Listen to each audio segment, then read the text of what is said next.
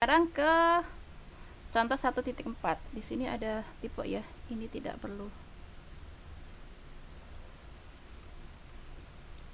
Nah, ini cuma diminta untuk menentukan linearisasi dari suatu fungsi cos di X sama dengan pi per 2. Ya, ini mudah saja ya. Berarti gimana cara menyelesaikannya? Di situ kita punya efeknya apa? Cos X. Cos X. Di sekitaran X-nya sama dengan berapa? Pi per 2. Pi per 2. Berarti nanti kita butuh F aksen kan? F aksennya apa? Min sin X. Berarti nanti kita perlu F pi per 2. Berarti cos pi per 2. Cos pi per 2 berapa? 1 per 2 kan. Cos pi per 2. 0 Bu. Kemudian F aksen pi per 2 berapa?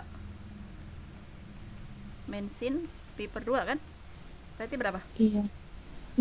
Min 1. Nah, berarti linearisasinya apa? Berarti Lx sama dengan F pi per 2 ditambah F aksen pi per 2 F aksen pi per 2 dikali X min pi per 2. Nah, berarti ini jadi apa?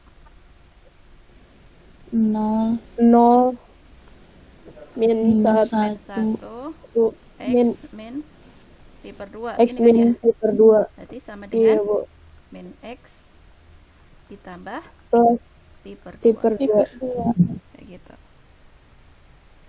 Mudah ya linearisasi? Insya Allah Bu. Okay. Ya Bu, baru awal. Oke, lanjut. Oh ya, sebelum saya lanjut, saya akan memberikan beberapa bentuk linearisasi fungsi yang nanti umumnya keluar ya. Jadi biar kalian aware gitu ya. Jadi kalau kita punya yang pertama, ini saya buat rangkuman aja ya. Yang pertama, ketika kita punya fx itu sama dengan akar 1 plus x di sekitaran x sama dengan 0. Maka tadi kita bisa menghitung 1 plus x itu diaproksimasinya linearnya. Bentuk linearnya tadi apa? 1 plus X per 2. Kayak gitu. Nah, yang kedua, misalnya kita punya fx-nya itu sama dengan 1 per 1 min x kayak gini. Nah, di sekitaran X sama dengan 0, nanti kalian buktikan sendiri ya, dengan cara yang sama kayak tadi, maka nanti kita bisa menghitung 1 per min X itu diaproksimasi dengan bentuk yang 1 plus min 1 dikalikan dengan min X, atau sama dengan 1 plus X, kayak gini. Kenapa? Ya, karena pada dasarnya 1 per 1 min X di sini bisa kita tuliskan dalam bentuk seperti ini. Tunggu. Ini 1 per 1 min X itu pada dasarnya sama dengan 1 min X pangkat min 1. Maka nanti aproksimasinya kayak gitu. Nah, kemudian yang ketiga, kalau kita punya akar pangkat 3 dari 1 plus 5X pangkat 4, maka ini akan sama saja dengan 1 plus 5x pangkat 4 pangkatnya 1 per 3 kayak gini kan ya. Nah, ini nanti bisa diaproksimasi dengan bentuk yang seperti ini, 1 plus 1/3 dikalikan 5x pangkat 4 sama dengan 1 plus 5/3 x pangkat 4 kayak gitu. Kemudian ini di sekitaran 0 ya. Ini di sekitaran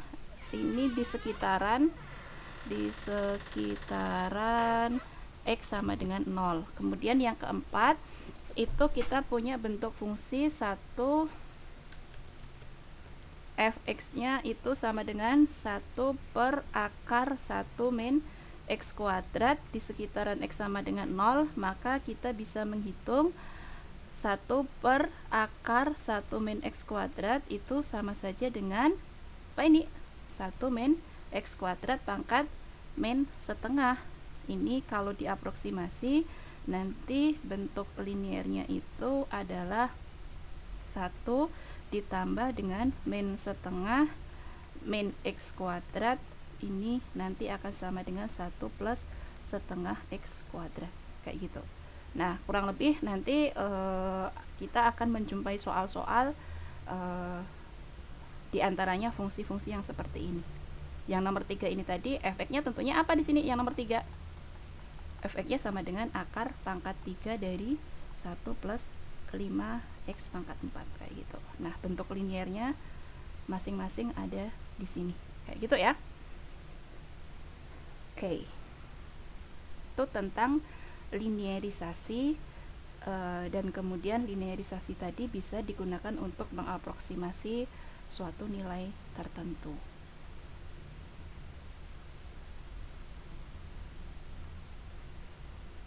Nah, selanjutnya yang akan kita pelajari itu adalah tentang diferensial. Nah, diferensial ini berbeda sama derivatif. Kalau derivatif itu turunan, kalau diferensial ini yang akan kita pelajari di sini. Nah, kalau turunan, kemarin kita tahu notasinya itu adalah apa turunan notasinya? Kalau kita punya Y sama dengan Fx, maka kita punya derivatif atau turunannya. Turunannya itu apa? Notasinya Y aksen. Y aksen sama dengan F aksen X. Atau dalam notasi Leibniz itu kita bisa notasikan turunannya terhadap ya seperti ini. df per dx. Nah, selanjutnya di sini yang akan kita pelajari itu adalah diferensialnya. Diferensialnya apa? Ya, diferensialnya definisinya kayak gini. Misalkan saya punya Y sama dengan Fx, fungsi yang dapat diturunkan. Diferensial dx yang dinotasikan seperti ini, diferensial dx itu adalah variabel bebas. Nah, kemudian diferensial dy itu adalah kayak gini. dy sama dengan f aksen x dx itu. Nah, ini adalah disebut sebagai diferensial y, yang ini adalah diferensial x. Kalau dalam bahasa Indonesia diferensial itu semacam selisih gitu ya.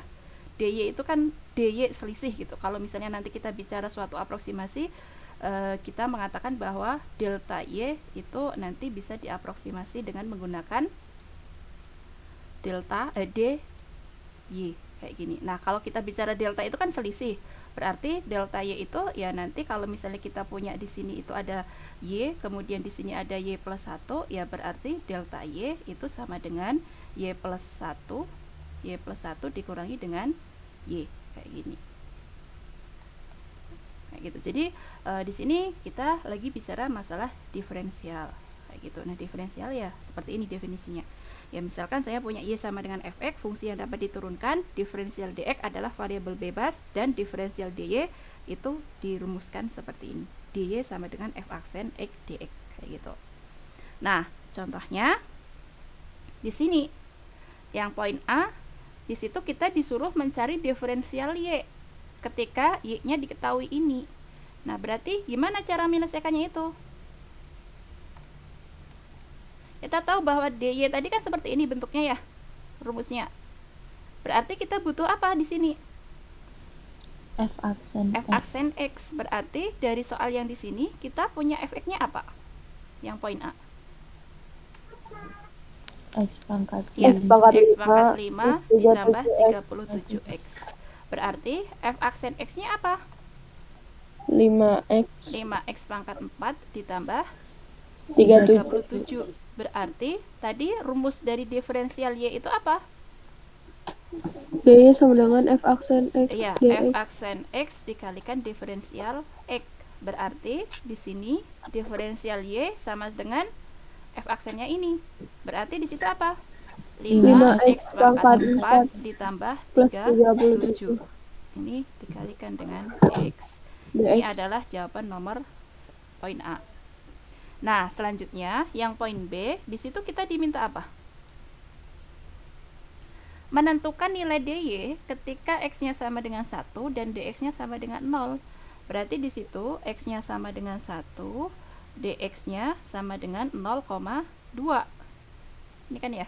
Nah, berarti kita disuruh menghitung diferensial Y. Ya, tinggal kita substitusikan ke sini. Tadi kita tahu bahwa diferensial Y itu adalah 5x pangkat 4 ditambah 37 dx. Nah, berarti di sini 5x-nya kita ganti dengan 1. Berarti 1 pangkat 4 ditambah 37 dikalikan dx-nya berapa?